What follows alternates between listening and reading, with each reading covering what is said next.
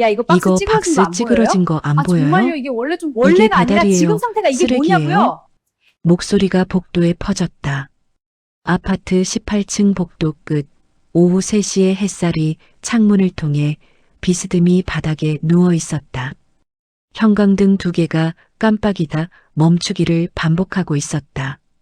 엘리베이터 닫히는 소리가 저 멀리서 들렸다가 잠잠해졌다. 정수아는 눈 하나 깜짝하지 않았다.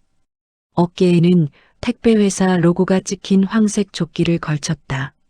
소매가 닳아 실밥이 올라온 곳을 테이프로 한번 붙인 흔적이 있었다. 오늘만 벌써 82번째 집이었다. 손에 들린 산업용 스캐너는 뜨거웠고 발은 오전 첫 배송지를 밟는 순간부터 아팠다. 그러나 수아의 자세는 굽지 않았다.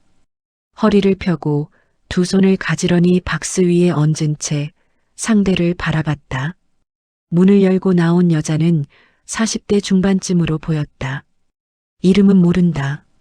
알 필요도 없었다. 눈매가 날카로웠고 입꼬리가 항상 내려가 있는 종류의 얼굴이었다. 실크 소재의 홈웨어를 입고 있었다. 손에는 아직 와인 잔이 들려 있었다. 오후 3시에 죄송합니다, 고객님. 박스 상태 확인해 드릴게요. 수아가 박스를 내려놓고 손으로 꼼꼼히 눌러보았다. 모서리가 살짝 눌린 것 외에 특이사항은 없었다.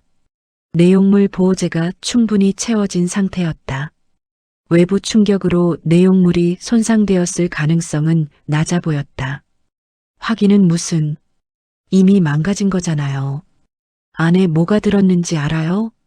도자기라고요, 도자기. 이거 깨지면 당신이 물어줄 거예요? 고객님, 현재 외관상 파손 여부가 확인되지 않아서요. 개봉하셔서 내용물 확인 후에 실제 파손이 있으시면 저희 고객센터 통해서 아, 진짜 말을 왜 이렇게 길게 해? 택배 아줌마가 뭘 그렇게 설명을 해요. 그냥 가져가서 다시 가져와요. 멀쩡한 걸로. 고객님, 현장에서 교환 처리는 저희 기사 권한 바뀌고요. 반품 접수를 해주시면 아, 됐어. 됐다고. 당신네 회사 이름이 뭐야? 어디다 전화해야 돼요? 이렇게 일 처리 못하는 사람 뽑아놓으면 어떡해. 진짜. 수아는 대답하는 대신 스캐너를 꺼내 회사 고객센터 번호가 찍힌 스티커를 손가락으로 가리켰다. 여기 번호 있고요. 사진 찍어 드릴까요? 됐어요. 그냥 가요. 가라고요. 여자가 박스를 발로 툭 밀쳤다. 박스가 복도 바닥에서 긁히는 소리를 냈다. 수아는 스캐너를 집어들고 서명 처리를 했다. 손이 흔들리지 않았다. 목소리도 흔들리지 않았다. 오직 귀 밑 그 작은 자리만 빨갛게 달아오르고 있었다. 수령 완료 처리됐습니다, 고객님. 좋은 하루 되세요. 여자는 이미 문을 닫고 있었다. 쾅! 복도에 정수아 혼자 남았다. 수아는 잠깐 그 자리에 서 있었다. 아무도 없는 복도, 깜빡이는 형광등 아래서 빨갛게 달아오른 귀를 손가락으로 한번 건드렸다가 내렸다. 그러고는 카트를 집어들고 돌아섰다. 바로 그 순간이었다. 엘리베이터 문이 열렸다. 아무도 내리지 않는 줄 알았다. 그런데 천천히, 아주 천천히 작은 체구의 노인 한 명이 걸어 나왔다. 70은 훌쩍 넘어 보이는 여자였다. 키가 작았다. 등이 완전히 굽지는 않았지만 오랜 세월이 어깨 위에 무게를 얹어놓은 것처럼 약간 앞으로 기울어 있었다. 머리는 단정하게 빗어 뒤로 넘겼다. 흰 머리카락 사이로 검은 머리가 드문드문 섞여 있었다. 옷은 낡은 회색 카디건에 검은 면바지였다. 단추 하나가 색이 발에 있었다. 발에는 검정 고무신, 손에는 비닐봉지 하나, 두부 한 모, 계란 한 판, 파 한 단이 봉지 안에서 서로 부딪히며 출렁였다. 아무도 그 노인을 돌아보지 않았다. 수아도, 방금 문을 쾅 닫은 여자도, 노인은 천천히 복도를 걸어오면서 두 사람이 있던 자리를 지났다. 멈추지 않았다. 그냥 걸어왔다. 시선이 앞을 향해 있었는데 수아의 옆을 지나치는 찰나 그 눈이 잠깐 수아의 얼굴에 머물렀다. 그것은 딱 한 박자였다. 측은함도 동정도 아닌 그냥 본 것이었다. 확실히 수아는 그것을 보지 못했다. 고개를 숙이고 카트를 밀면서 스캐너를 두드리고 있었으니까. 노인은 복도 끝 가장 구석진 집 방향으로 걸어갔다. 수아는 반대 방향으로 걸어갔다. 두 사람의 발소리가 복도에서 교차했다가 멀어졌다. 형광등이 한 번 더 깜빡였다. 이름은 강정임이었다. 씁쓸하고만 덩그러니 집에 아무도 와보니 모르는 이름이었다. 적어도 이 복도에서는, 이 아파트 단지에서 강정임을 알아보는 사람은 없었다. 경비원도, 엘리베이터에서 마주치는 주민도 그가 원한 것이었다. 유명해지는 것은 사업에 필요한 일이었다. 생활에서까지 유명할 필요는 없었다. 강정임은 집으로 들어왔다. 펜트하우스였다. 아파트 꼭대기층. 현관문을 열면 넓은 복도가 이어지고 그 끝에 통유리로 된 거실이 펼쳐졌다. 한강이 가득 보였다. 오후의 빛이 강물 위에 깔려 있었다. 강물은 빠르지도 느리지도 않게 흘렀다. 소파 위에는 아무것도 없었다. 테이블 위에는 오늘 읽다 덮어둔 책 한 권, 꽃 한 송이 없었다. 사진 한 장 없었다. 벽에 그림 하나 걸리지 않았다. 이 집이 사람이 사는 곳이라는 것을 알려주는 것은 오직 그 책 한 권뿐이었다. 정임은 비닐봉지를 주방 카운터에 올려놓았다. 두부 한 모, 계란 6개, 파 한 단. 냉장고를 열었다. 텅 비어 있었다. 정수리 부분에 요구르트 하나가 외롭게 들어 있었다. 유통기한을 보지 않아도 됐다. 지난주에 사둔 것이었다. 아들이 이번 주에도 오지 않았다. 정임은 두부를 꺼내 찬물에 담갔다. 손이 익숙하게 움직였다. 50년을 직접 해온 손이었다. 비서가 사드릴까요?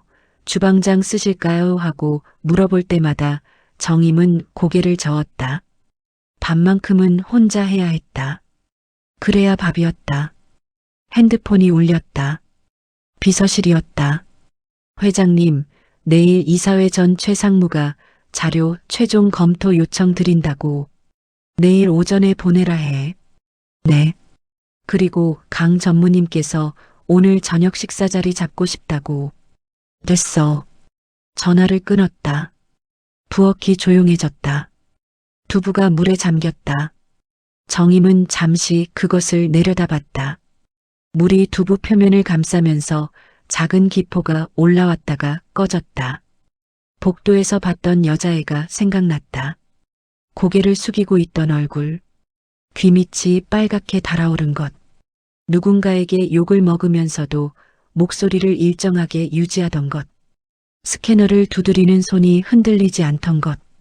정임은 그 눈빛을 알았다.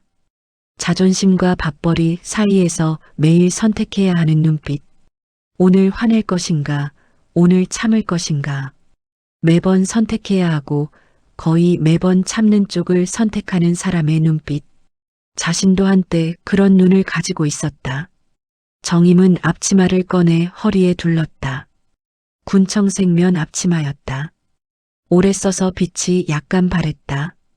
새 것으로 바꿀 수 있었다. 바꾸지 않았다. 이것이 편했다.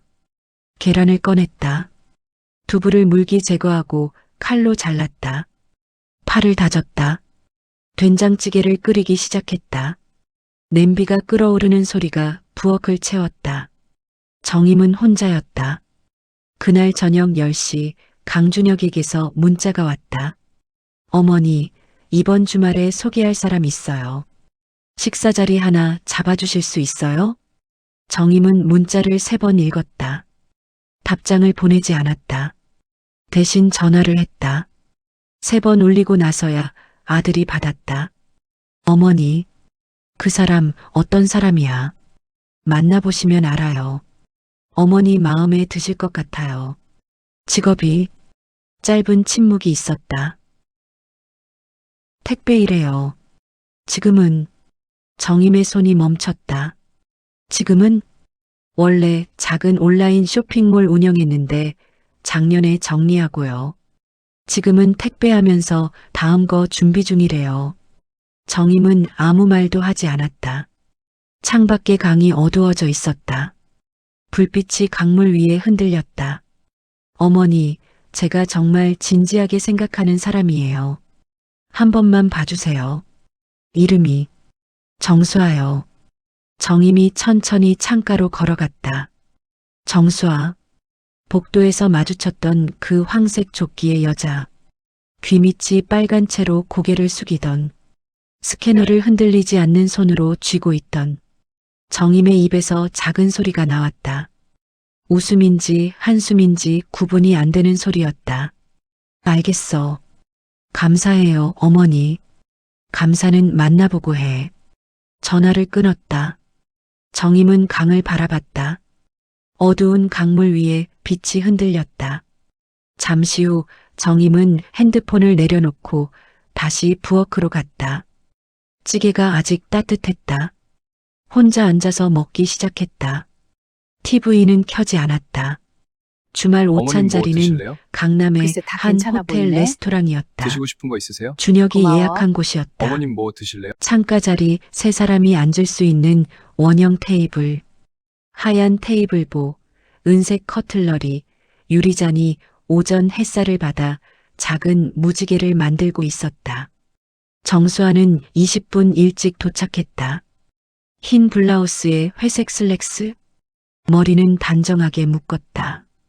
핸드백은 작고 평범했다. 구두 굽은 낮았다. 과하지 않으면서도 단정한 차림이었다. 오전 배송을 마치고 곧장 와서 화장실에서 갈아입은 것이었다. 옷 안에서 아직 땀 냄새가 나는 것 같아서 향수를 한 번 더 뿌렸다. 그러고 나서 너무 많이 뿌린 것 같아서 화장실 에어타월로 살짝 닦아냈다. 테이블에 앉아 물을 마시면서 메뉴판을 폈다. 가격을 보지 않으려 했다. 보였다. 코스 요리 하나에 오늘 하루치 배송 수당이 나갔다. 수아는 메뉴판을 덮었다. 준혁이 들어왔다. 수아를 보고 환하게 웃었다.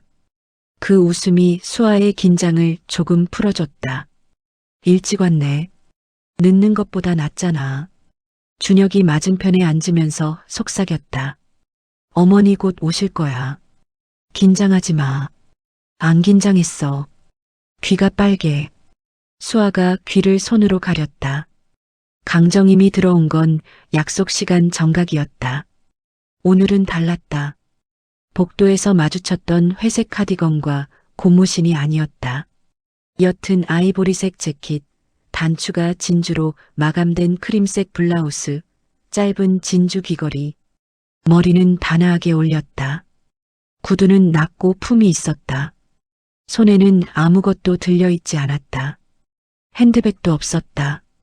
그 작은 체구가 레스토랑 안으로 들어오자 공간의 공기가 바뀌었다. 직원이 알아봤다.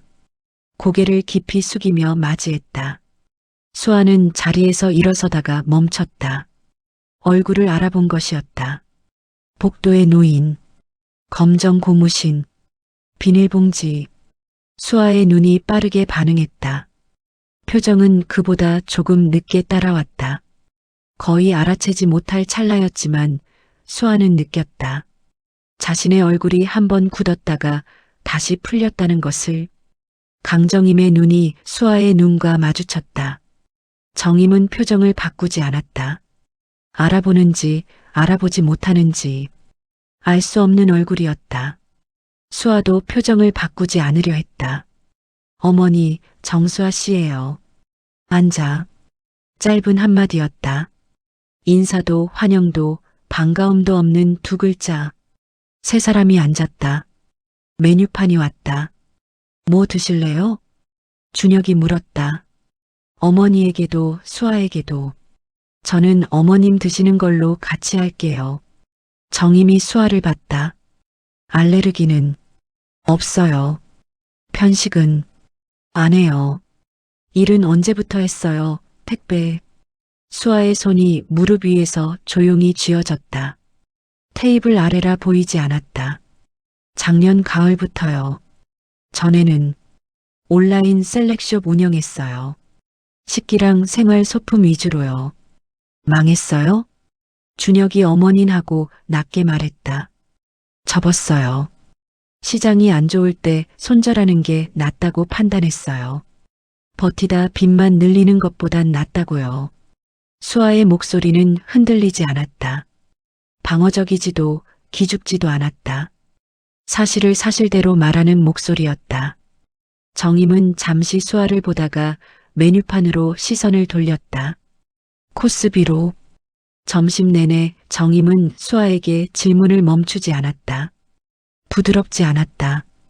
그렇다고 날카롭지도 않았다. 그러나 쉬지 않았다. 물음표가 끊이질 않았다. 가족은 어떻게 되나? 부모님은 살아계시나? 형제는? 학교는 어디를 나왔나? 나이는? 택배 일을 얼마나 할 생각인가? 준혁이를 어떻게 알게 됐나? 결혼에 대해 어떻게 생각하나? 돈 관리는 어떻게 하나? 저축은 하나? 빚은 없나? 각각의 질문은 단독으로 보면 평범한 것이었다. 그러나 연속으로 이어지면서 멈춤 없이 식사 중에 쉬지 않고 이어지면서 그것은 다른 것이 됐다. 신문이었다. 수아는 모든 질문에 답했다. 짧지도 길지도 않게 필요한 것만. 준혁은 중간중간 끼어들어 수아 편을 들었다. 어머니, 그건 좀 먹어. 정임이 말했다. 준혁은 포크를 들었다. 디저트가 나올 때 정임이 말했다. 우리 가가 어떤 집인지 알아요? 네. 알고도 만난 거예요? 그게 이유가 되면 안 만났겠죠. 정임이 커피잔을 들었다. 그 말이 용기인지 무지인지는 내가 판단할 거예요. 수아가 정임을 똑바로 봤다. 판단하셔도 됩니다. 잠깐 조용해졌다. 준혁이 숨을 참고 있었다. 정임은 커피를 한 모금 마셨다. 다음 주에 또 봐요. 나오는 길에 준혁이 수아의 손을 잡았다. 잘했어. 내가 뭘 잘했어. 버텼잖아. 수아는 웃지 않았다. 버티는 게 잘하는 건지 모르겠어. 어머니가 원래 저러셔. 익숙해지면 익숙해지는 게 맞는 건지도 모르겠어. 준혁이 멈췄다. 수아가 먼저 걷기 시작했다. 준혁이 따라갔다. 손을 놓지 않았다. 두 번째 만남도 정임의 방식은 바뀌지 않았다. 이번엔 정임이 잡은 자리였다. 청담동의 조용한 식당. 세 사람이 앉았는데 정임 쪽에 지인 2명이 더 있었다. 같은 또래의 여성 2명. 한 명은 대형 병원 원장의 아내였고 한 명은 법무법인 대표 변호사였다. 수아는 처음 보는 사람들이었다. 정임은 별말 없이 소개했다. 준혁이 만나는 사람이에요. 두 여성이 수아를 봤다. 단 몇 초 만에 위아래로 훑고 돌아오는 시선이었다. 수아는 그것을 느꼈지만 표정을 바꾸지 않았다. 직업이 어떻게 되세요? 원장 아내가 물었다. 다정한 목소리였다. 그러나 다정함은 표면이었다. 수아가 입을 열기 전에 정임이 말했다. 택배예요. 부지런한 아이예요. 부지런한. 그 한 단어가 공기 속에 떠돌았다. 칭찬인지 비하인지 모를 온도로. 변호사 여성이 미소를 지었다. 입꼬리만 올라가는 종류의 미소였다. 요즘 그런 분들 많죠. 열심히 하시는 거잖아요. 수아는 웃었다. 네, 부지런히 하고 있어요. 식사가 진행되는 내내 수아는 외부인이었다. 대화는 정임과 두 여성 사이에서 오갔다. 병원 이야기, 법조계 이야기, 아이들 유학 이야기, 부동산 이야기. 수아가 낄 수 있는 대화가 없었다. 바뀔 수 없게 설계된 것이었다. 준혁이 억지로 수아를 대화에 끌어들이려 했다. 수아가 예전에 사업할 때 거래처 중에 호텔이 6곳이었거든요. 그때, 어머, 그래요? 원장 아내가 반응했다. 그러나 그 다음 말은 바로 다른 주제로 넘어갔다. 수아는 그 흐름을 멈추려 하지 않았다. 조용히 앉아서 먹었다. 웃어야 할 때 웃었다. 대답해야 할 때 대답했다. 단 한 번도 일어서지 않았다. 자리가 끝나고 두 여성이 먼저 나갔다. 셋만 남았을 때 정임이 말했다. 요즘 배송은 몇 개나 해요. 오늘은 100개 넘었어요. 맞네요. 무릎이나 허리는 괜찮아요? 괜찮아요. 그 일이 몇 년이나 가겠어요. 준혁이 어머니하고 낮게 말했다. 걱정이 아니라요. 수아가 말했다. 정임이 수아를 봤다. 다음이 있어서 지금 하는 거예요. 택배가 목표가 아니니까요. 다음이 뭔데요? 아직 말씀드릴 때가 아닌 것 같아서요. 정임의 눈이 가늘어졌다. 왜? 형태가 더 잡히면 말씀드리려고요. 정임은 잠시 수아를 봤다. 그러고는 외투를 집었다. 다음 주에 또 봐요. 그날 밤 수아는 혼자 욕실에 들어가 물을 틀었다. 물소리가 공간을 가득 채웠다. 수아는 타일 벽에 등을 대고 천장을 바라봤다. 물이 배수구 쪽으로 흘러가는 소리가 들렸다. 샤워기에서 김이 피어올랐다. 울지 않았다. 울고 싶었지만 울지 않았다. 울면 지는 것 같았다. 무엇을 지는 건지도 몰랐다. 그냥 지는 것 같았다. 수아는 천장의 전구를 바라봤다. 부지런한 아이. 그 말이 귓속에서 돌아왔다. 칭찬이라고 생각하려 했다. 그러나 그 맥락, 그 타이밍, 그 얼굴이 있는데 칭찬으로 들을 수가 없었다. 수아는 눈을 감았다. 물소리만 들렸다. 한참 있다가 눈을 떴다. 물을 껐다. 수건을 들고 천천히 몸을 닦았다. 거울에 수아의 얼굴이 비쳤다. 눈이 빨개져 있었다. 울지 않았는데 빨개져 있었다. 세 번째 만남에서도 정임은 멈추지 않았다. 이번엔 준혁의 사촌 결혼식 피로연이었다. 수아는 준혁의 파트너로 처음으로 공식 자리에 나갔다. 하객 중에 재계 인사들이 많았다.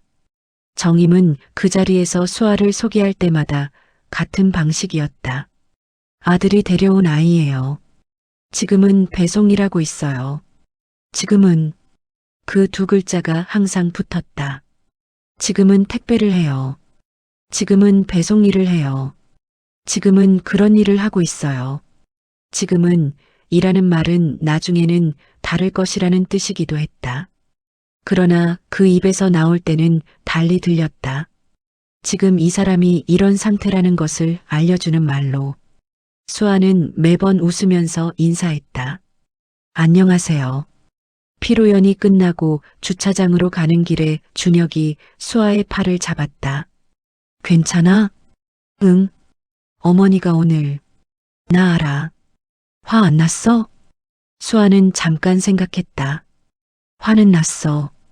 그럼 화가 난다고 표내면 내가 지는 거야. 준혁이 멈췄다. 수아가 그를 봤다. 무슨 경쟁이냐고 물어보려고 하지? 나도 몰라. 그냥 그런 느낌이야. 터닝 어머니 포인트는 저한테 왜 그러시는 수아가 거예요? 예상하지 그게 무슨 못한 소리니? 곳에서 엄마는 왔다. 항상 저만 힘들게 목요일 하세요. 그런 말 오전 마라. 수아는 어머니 평소처럼 저한테 왜 그러시는 배송을 거예요? 돌고 그게 무슨 있었다. 소리니? 한강변 고급 아파트 단지였다. 물량이 많은 구역이었다. 이 단지 혼자서만 17건이었다. 차에서 박스를 꺼내 카트에 싣고 있을 때 핸드폰이 울렸다. 모르는 번호였다. 여보세요. 정수아 씨요? 네. 저는 유미라고 해요. 강준혁 씨 아는 사람이에요. 잠깐 통화 괜찮으세요? 수아의 손이 카트 위에서 멈췄다. 목소리는 차분했다. 그러나 뭔가 목적이 있는 차분함이었다. 어떤 분이신지요? 강정임 회장님 조카예요. 이모님 동생 딸이에요. 드릴 말씀이 있어서요. 지금 혹시 어디 계세요? 만남은 아파트 단지 정문 인근 카페에서였다. 배송 중간에 잠깐 시간을 냈다. 유미는 먼저 와 있었다. 40 초반이었다. 세련된 차림이었지만 표정에 무언가 무거운 것이 있었다. 눈가에 피곤함이 배어 있었다. 쉽게 무거워지는 눈꺼풀을 가진 사람처럼 보였다. 바쁘실 텐데 불러서 미안해요. 배송 중이시죠? 괜찮아요. 말씀하세요. 유미는 커피를 한 모금 마셨다. 잔을 내려놓으면서 말했다. 회장님이 수아 씨한테 어떻게 하시는지 들어서 알아요. 준혁이 주변에서 말이 돌거든요. 제가 오지랖이라고 생각하셔도 됩니다. 근데 그냥 모르고 당하는 것보다는 알고 선택하시는 게 낫겠다 싶어서요. 수아는 아무 말 없이 들었다. 회장님이 수아 씨한테 이런 식으로 한 게 처음이 아니에요. 유미가 잔을 손바닥으로 감쌌다. 준혁이 첫 번째 여자친구 알아요? 사내 변호사였어요. 명문대 로스쿨 나온 사람이었어요. 회장님이 2달 만에 보냈어요. 어떻게요? 그 변호사가 일하는 로펌에 회사 고문 계약건으로 압력을 넣었어요. 그 변호사를 지방지사로 발령내는 게 조건이었어요. 그 사람은 결국 발령 나서 내려갔어요. 준혁이랑은 2달 만에 헤어졌어요. 수아의 눈이 가늘어졌다. 두 번째는 대학 교수였어요. 예술대학. 회장님이 그 대학에 후원하던 연구비를 끊어버렸어요. 이유 없이. 그 교수는 학교에서 설 자리가 없어졌어요. 3달 만에 준혁이랑 헤어졌어요. 그 사람 지금도 외국에 나가 있어요. 수아는 아무 말도 하지 않았다. 회장님은 마음에 안 드는 사람을 쫓아낼 때 직접 싸우지 않아요. 싸우면 본인이 나쁜 사람이 되니까. 그 사람이 스스로 포기하게 만들어요. 천천히, 조용히, 상대가 지쳐서 나가떨어지게. 유미가 수아를 봤다. 저한테 왜 이 말을 하시는 거예요? 저도 이모한테 당한 사람이거든요. 제 남편이 마음에 안 든다고. 10년 전에 우리 남편 회사 거래처를 다 막아버렸어요. 대놓고 한 게 아니에요. 그룹 협력사들한테 조용히 연락이 간 거예요. 우리 남편 회사랑 거래하는 거 재고해 보라고. 어깨가 좁아서 이모 이름이면 다들 알아서 움직였어요. 수아가 잔을 내려놓았다. 우리는 버텼어요. 근데 버티는데 10년이 걸렸어요. 그 10년이 얼마나 힘든지 알아요? 저는 수아 씨한테 그걸 미리 알려주고 싶었어요. 창밖으로 수아의 택배차가 보였다. 한 가지만 더요. 유미가 조심스럽게 말했다. 회장님이 수아 씨 배송구역 담당 물류센터에 연락을 했다는 말이 들려요. 직접은 아니고 그룹 계열사 이름으로 외주 계약건을 통해서요. 다음 달부터 그 센터 구역 물량이 줄어들 수 있어요. 수아 씨 구역도 포함될 거예요. 수아는 움직이지 않았다. 유미가 가방을 들었다. 수아 씨가 포기하든 싸우든 그건 수아 씨 선택이에요. 저는 그냥 알고 선택하길 바라는 거예요. 유미가 먼저 자리를 떴다. 수아는 커피를 마시지 않은 채 그 자리에 앉아 있었다. 창밖에서 바람이 나뭇가지를 흔들었다. 나뭇잎들이 떨렸다가 멈췄다가 또 떨렸다. 수아는 핸드폰을 꺼냈다. 준혁에게 전화할까 하다가 멈췄다. 내려놓았다. 대신 창밖을 한동안 바라봤다. 그날 오후 배송을 다 마치고 집에 돌아와서 수아는 노트를 꺼냈다. 사업할 때 습관이었다. 머릿속이 복잡할 때 쓰는 노트. 빈 페이지를 앞에 두고 펜을 들면 생각이 정리됐다. 항상 그랬다. 펼치고 오래 앉아 있었다. 아무것도 쓰지 않았다. 1시간쯤 지났을까? 손가락이 움직이기 시작했다. 딱 한 줄을 썼다. 내가 왜 숨어야 하지? 그것뿐이었다. 그런데 그 한 줄을 쓰고 나서 수아의 어깨에서 뭔가가 내려가는 것 같았다. 작은 것이었다. 그러나 확실했다. 수아는 노트를 덮었다. 이틀 후 수아는 준혁에게 전화했다. 나 어머님 다시 만나고 싶어. 갑자기, 응, 이번엔 내가 자리 잡을게. 준혁은 잠시 말이 없었다. 무슨 일 있었어? 아무것도 아니야.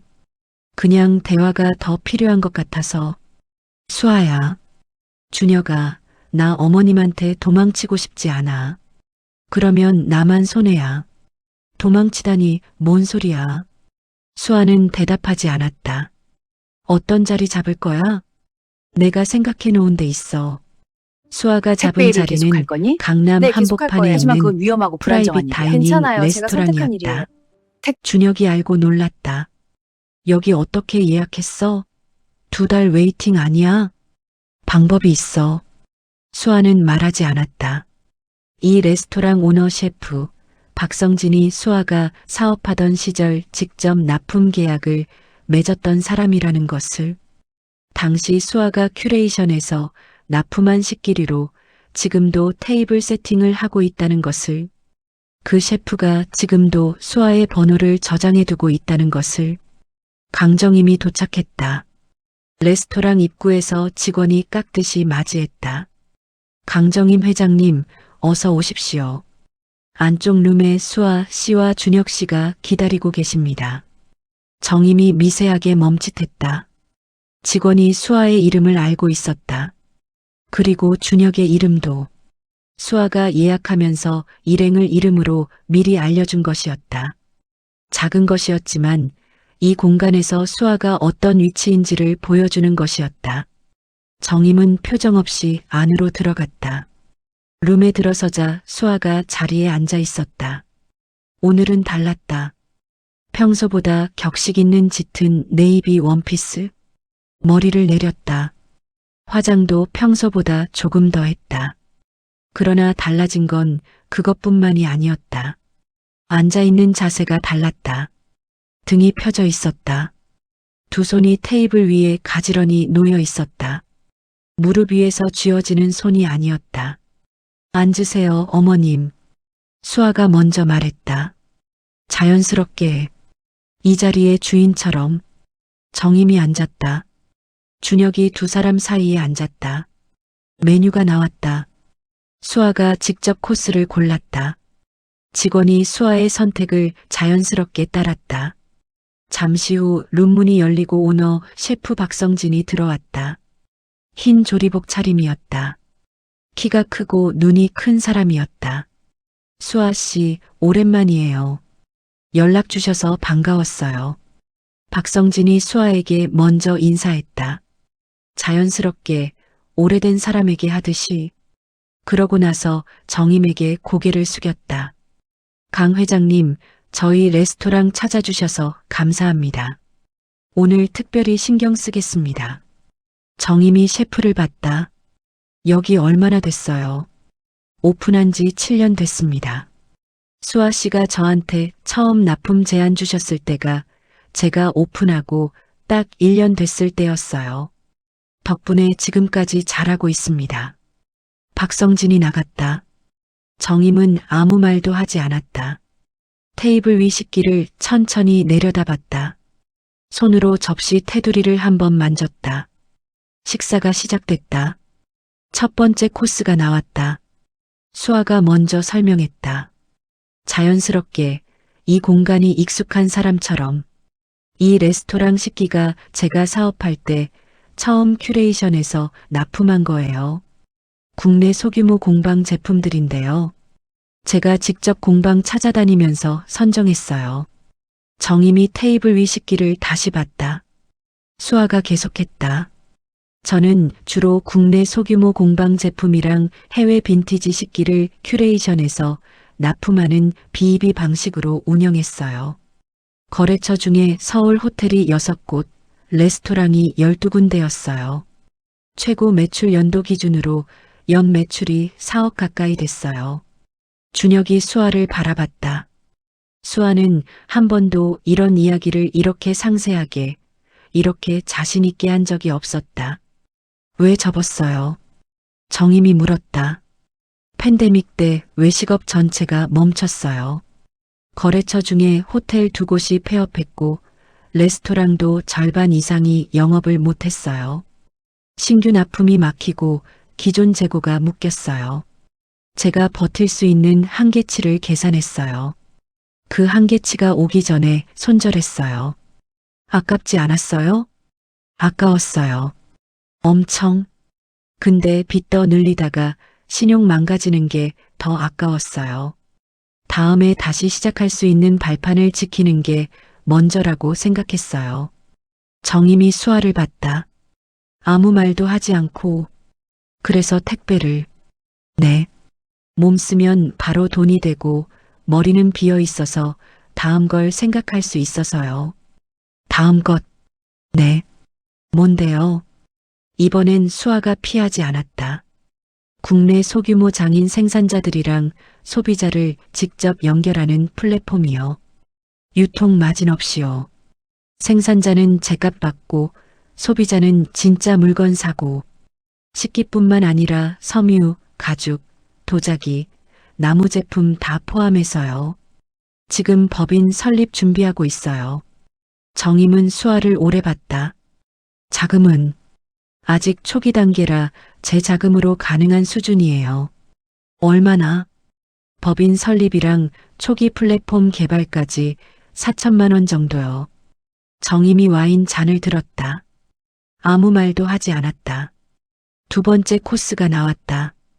정임이 말했다. 물류센터 건. 공기가 굳었다. 준혁이 고개를 들었다. 이게 무슨 말인지 몰랐다. 수아는 정임을 봤다. 알고 있었어요? 정임이 물었다. 저희 구역 물량이 조정된다는 거 들었어요. 내가 한 거예요. 정임이 말했다. 숨기지 않았다. 준혁이 자리에서 일어서려 했다. 어머니, 그게 무슨... 앉아. 정임이 말했다. 준혁이 굳은 채 앉았다. 수아는 시선을 정임에게서 빼지 않았다. 알아요.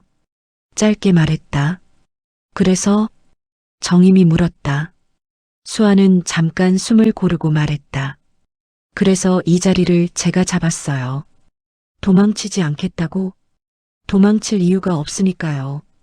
제가 잘못한 게 없어요. 정임이 수아를 봤다.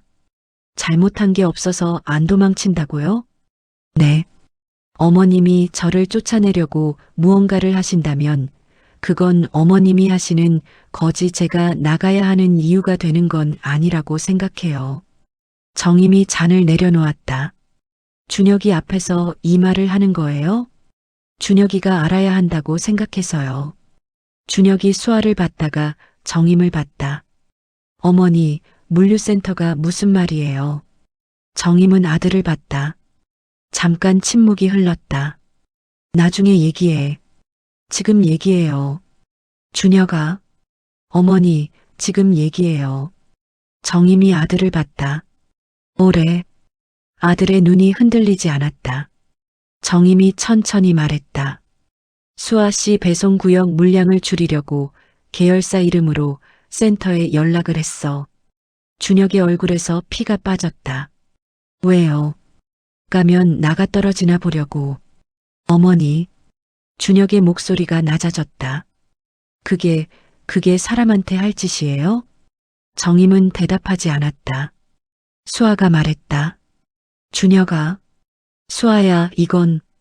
잠깐만. 수아가 조용히 말했다. 준혁이 멈췄다. 수아가 정임을 봤다. 어머님, 한 가지만 여쭤봐도 될까요? 정임이 기다렸다. 저를 못마땅하게 생각하시는 이유가 직업 때문인지, 저라는 사람 때문인지 알고 싶어요. 정임은 대답하지 않았다. 둘 다라면 둘 다라고 해주세요. 직업이라면 제가 바꿀 수 있는 게 있고, 저라는 사람이 문제라면 어머님이 어떤 사람을 원하시는지 들어볼게요. 싸우려는 게 아니에요. 진짜로 알고 싶어요. 침묵이 흘렀다. 정임은 창밖을 봤다. 창밖은 저녁이 오고 있었다. 조명이 켜지기 시작한 도심이 보였다. 정임이 냅킨을 접었다. 다음 주에 또 봐요. 나오는 길에 준혁이 수아의 팔을 잡았다. 발걸음이 멈췄다. 물류센터 건 알고 있었어? 응. 언제부터? 이틀 전. 왜 나한테 말 안 했어? 말하면 뭐가 달라져? 준혁의 눈이 빨개졌다. 내가 몰랐잖아. 수아야, 내가 몰랐어. 알아. 어머니가 그렇게 했다는 걸 내가 몰랐다고. 알아. 그리고 어머님도 아는 걸 내가 알아. 준혁이 뭔가 말하려다 멈췄다. 어머니한테 따질게. 따지지 마. 따져야지. 이건 준혁아. 수아가 그를 봤다. 나는 어머님이랑 싸우고 싶은 게 아니야. 이해받고 싶어. 그게 될지 안 될지는 모르겠어. 근데 도망치면서는 알 수 없잖아. 준혁이 수아를 오래 봤다. 너는 왜 그렇게 강해? 강한 게 아니야. 그럼 뭐야? 수아가 잠깐 생각했다. 지치지 않으려고 하는 거야. 다음 만남은 그동안 정임이 미안했다, 아가. 먼저 잡았다. 아니에요, 엄마. 괜찮아요. 장소는 정임의 집이었다. 수아는 혼자 왔다. 준혁 없이 정임이 그렇게 연락을 했다.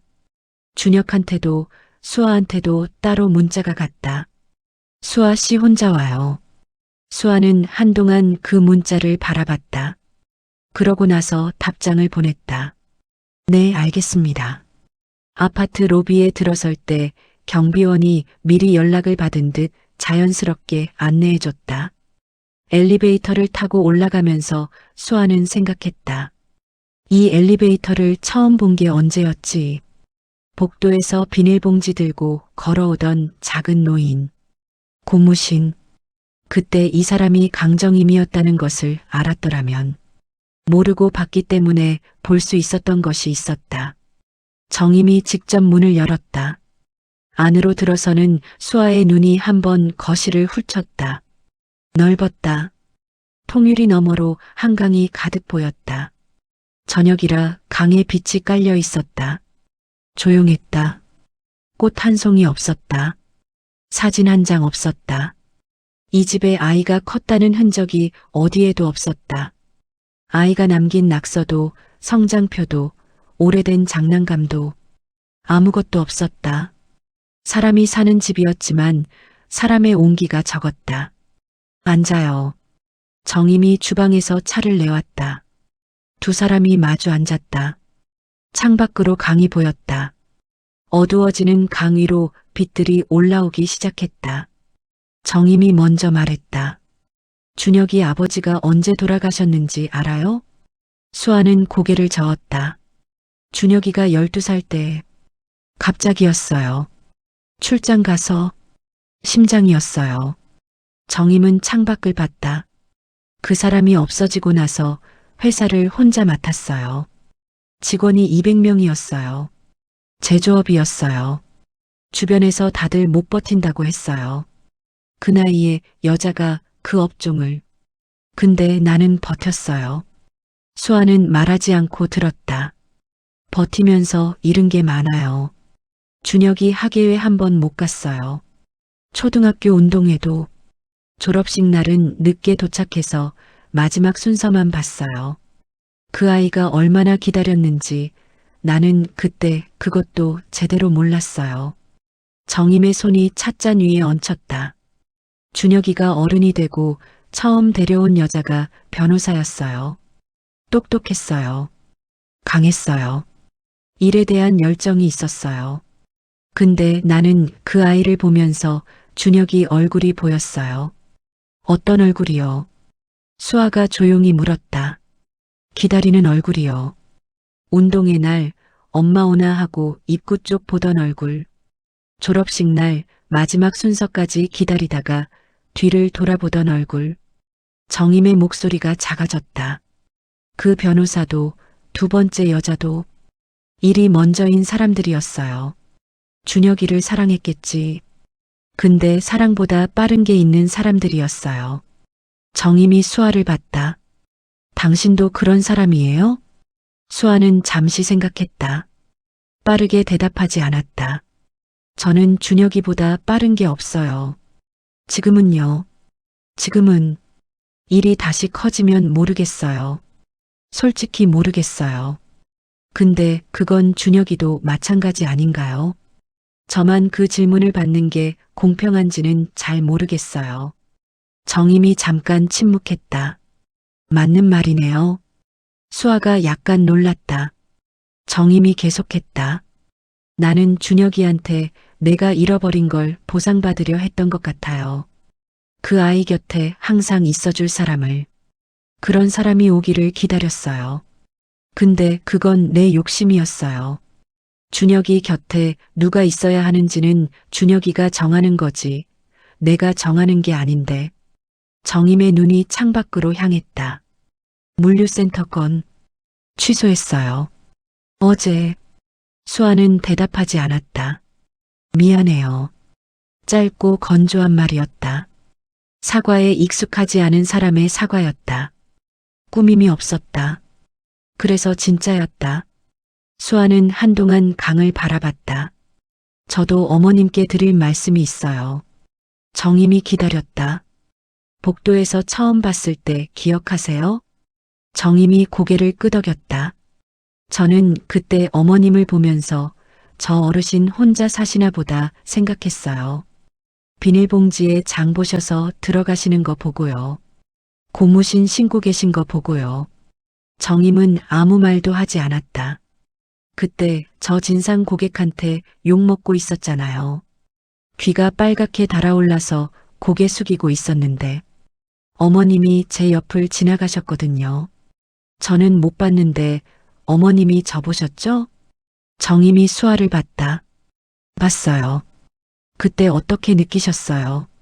정임이 잠깐 생각했다. 알아봤어요. 저도 저런 눈을 한 때가 있었으니까. 수아의 눈이 조금 흔들렸다. 저도 어머님이 마음에 걸렸어요. 그날 회장님이시든 아니든 혼자 복도를 걸어가시던 어머님이 옆에 아무도 없이 찻잔에서 김이 올라왔다. 정임의 눈 안에서 뭔가가 움직였다. 겉으로는 드러나지 않았다. 그러나 수아는 느꼈다. 어머님, 저는 이 관계를 쉽게 포기하고 싶지 않아요. 준혁이 때문만이 아니에요. 그럼 뭐 때문이에요? 어머님 때문이요.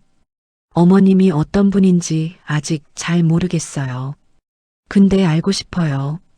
정임이 수아를 봤다. 오래, 아주 오래. 그러고 나서 찻잔을 들었다. 차가 식어 있었다. 2시간이 지났다. 수아가 일어서려 할 때 정임이 말했다. 다음 주에 또 봐요. 이번엔 똑같은 말이 달랐다. 공기가 달랐다. 온도가 달랐다. 수아가 고개를 숙였다. 네. 현관에서 신발을 신을 때 정임이 말했다. 조심히 가요. 수아가 고개를 들어 정임을 봤다. 정임이 먼저 시선을 피했다. 수아가 문 밖으로 나갔다. 엘리베이터를 기다리면서 수아는 아래를 내려다봤다. 아무것도 보이지 않는 빈 로비 바닥을. 그러고는 눈을 감았다. 일주일 후 구독, 좋아요, 알람 정임은 설정해 주시면 강준혁에게 감사합니다. 전화했다. 늦은 밤이었다. 11시가 넘어 있었다. 준혁이 받자마자 말했다. 어머니, 이 시간에 무슨, 이번 주말에 셋이 저녁 먹자. 내가 자리 잡을게. 준혁은 한동안 말이 없었다. 어머니, 왜? 고마워요. 정임은 전화를 끊었다. 저녁 자리는 정임이 직접 예약했다. 유명한 파인다이닝이 아니었다. 강남에서 조금 벗어난 아는 사람만 아는 작은 한식 코스 레스토랑이었다. 반찬이 15가지 나오는 집. 조명이 따뜻했다. 테이블이 많지 않았다. 주인 할머니가 직접 음식을 내오는 집이었다. 정임이 젊었을 때 남편과 자주 갔던 곳이었다. 그 이후로는 혼자 가지 않았다. 수아가 도착했을 때 정임이 먼저 와 있었다. 처음 있는 일이었다. 수아가 문을 열고 들어서자 정임이 고개를 들었다. 어머님, 일찍 오셨네요. 앉아요. 두 사람이 앉았다. 준혁은 아직 오지 않았다. 정임이 봉투 하나를 꺼냈다. 수아가 봤다. 뭐예요? 열어봐요. 수아가 봉투를 열었다. 안에는 서류가 있었다. 첫 장은 법인 설립 관련 서류 초안이었다. 정관 초안, 발기인 서류 구성 안내.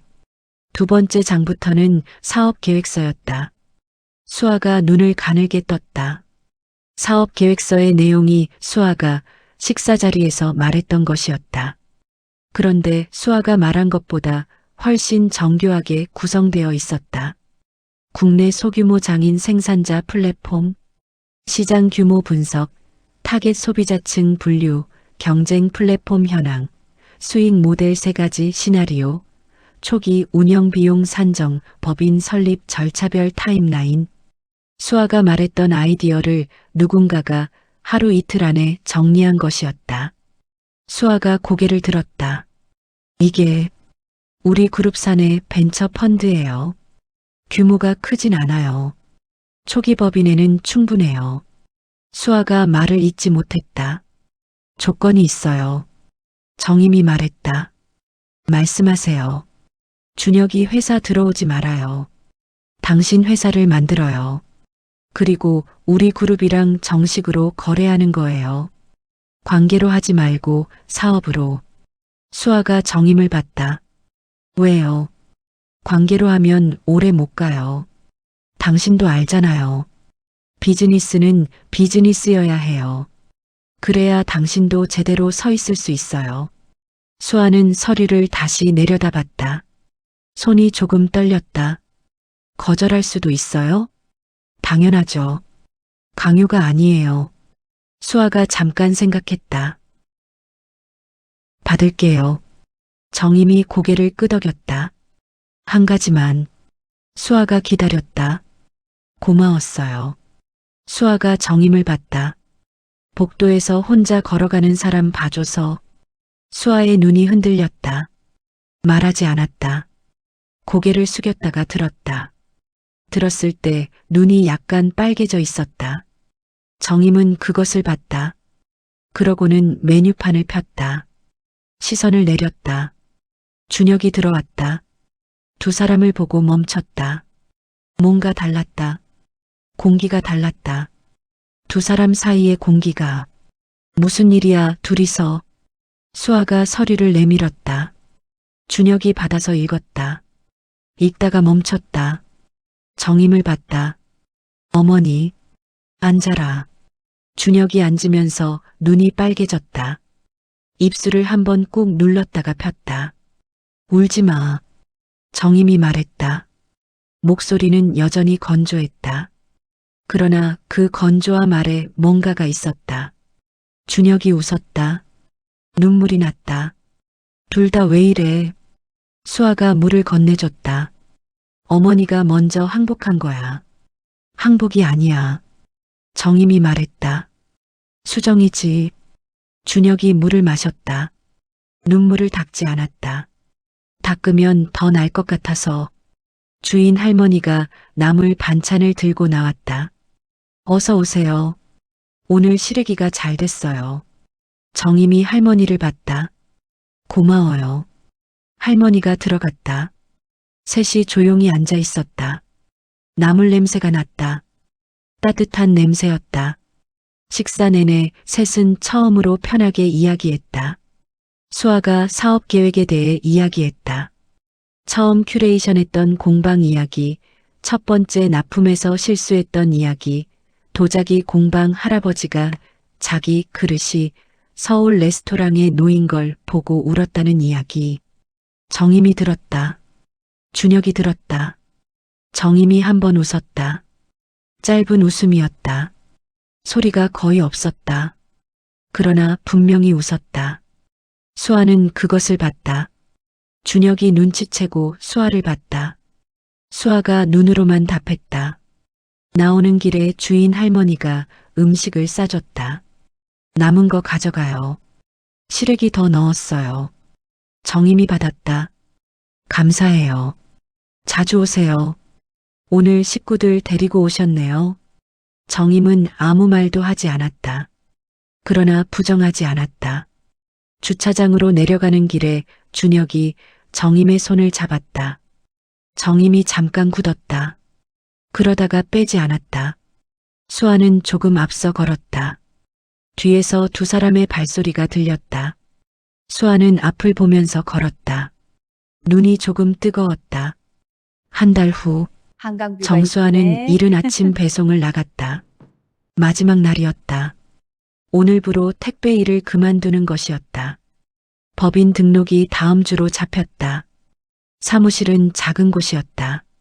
직원은 수아 포함 셋이었다. 처음엔 다들 그 정도로 시작했다. 수아는 창고에서 카트를 꺼냈다. 오늘 물량은 67건. 평소보다 조금 적었다. 어제 센터 소장이 오늘 물량 좀 줄여줄까요? 하고 물었다. 수아는 아니에요. 평소대로 해주세요. 했다. 마지막 날이라고 달라질 건 없었다. 오늘도 배송할 사람들이 있었다. 오전 내내 건물과 건물 사이를 오갔다. 계단을 오르고 벨을 누르고 인사를 하고 서명을 받고 어떤 집에서는 감사합니다 하고 문을 열어줬다. 어떤 집에서는 문을 열지 않고 문 앞에 놓고 가세요. 인터폰 소리만 들렸다. 어떤 집에서는 아이가 문을 열었다. 어떤 집에서는 할머니가 열었다. 어떤 집에서는 강아지가 먼저 달려나왔다. 매일 이랬다. 수아는 이 매일을 오래 기억할 것 같았다. 점심 무렵 센터로 돌아와 차에 박스를 다시 실었다. 오후 물량이었다. 박스 중에 수아가 직접 포장한 것이 하나 있었다. 어젯밤에 포장했다. 안에는 와인 2병이 들어 있었다. 수아가 사업하던 시절 알게 된 소규모 와이너리 제품이었다. 국내 와이너리. 충청도 어딘가의 작은 과수원에서 만든 것이었다. 수아가 처음 큐레이션 하려다가 시장이 어려워져서 못했던 것이었다. 배송지 주소는 한강변 아파트 펜트하우스였다. 수령인 강정임. 마지막 배송지는 그 아파트였다. 박스를 들고 엘리베이터를 탔다. 올라가는 동안 수아는 거울에 비친 자신을 봤다. 황색 조끼, 땀이 조금 배어있는 이마, 머리를 대충 묶은 것. 처음 정임을 봤던 날과 다르지 않은 모습이었다. 수아는 그 모습을 바라봤다.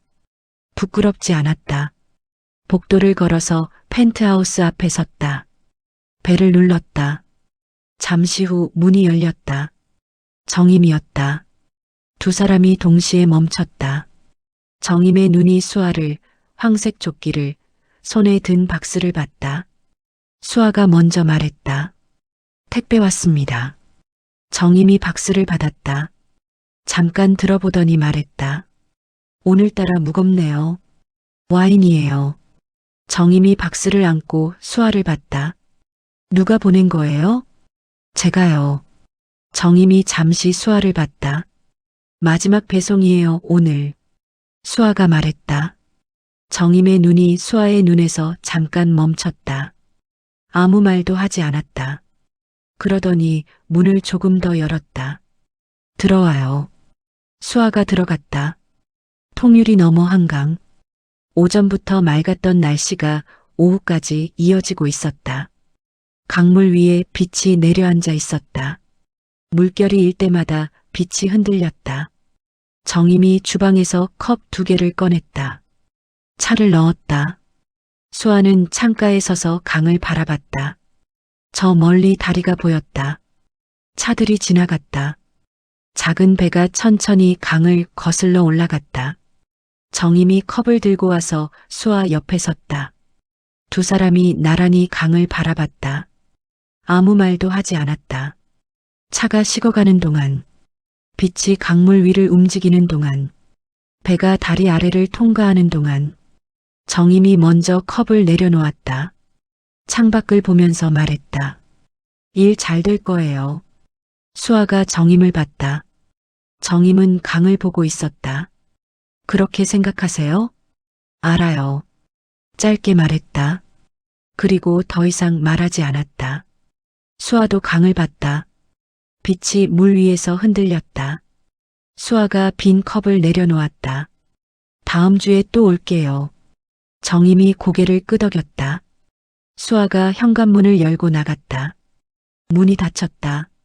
정임은 한동안 창밖을 바라봤다. 통유리 너머로 한강이 보였다. 테이블 위에 박스가 놓여 있었다. 정임이 천천히 박스 쪽으로 걸어갔다. 손을 얹었다. 천천히 테이프를 뜯었다. 와인 2병이 나왔다. 국내산이었다. 처음 보는 라벨이었다. 작은 손글씨로 라벨이 만들어져 있었다. 충청도 작은 과수원 이름이 쓰여 있었다. 박스 안에 메모지가 하나 들어 있었다. 정임이 꺼냈다. 어머님 사업할 때 처음 납품하려고 찾아갔던 와이너리 제품이에요. 그때 타이밍이 안 맞아서 못했는데 이번에 제 플랫폼 첫 번째 파트너로 계약했어요. 어머님 드시고 맛있으시면 말씀해 주세요. 수아드림. 정임이 메모지를 내려놓았다. 와인을 한 병 들었다. 창가로 가져갔다. 한강이 보였다. 빛이 강물 위에서 흔들렸다. 바람이 유리창 밖으로 지나갔다. 정임의 손이 와인병을 쥔 채 가만히 있었다. 아무것도 움직이지 않았다. 오직 강물만, 오직 빛만 흔들리고 있었다.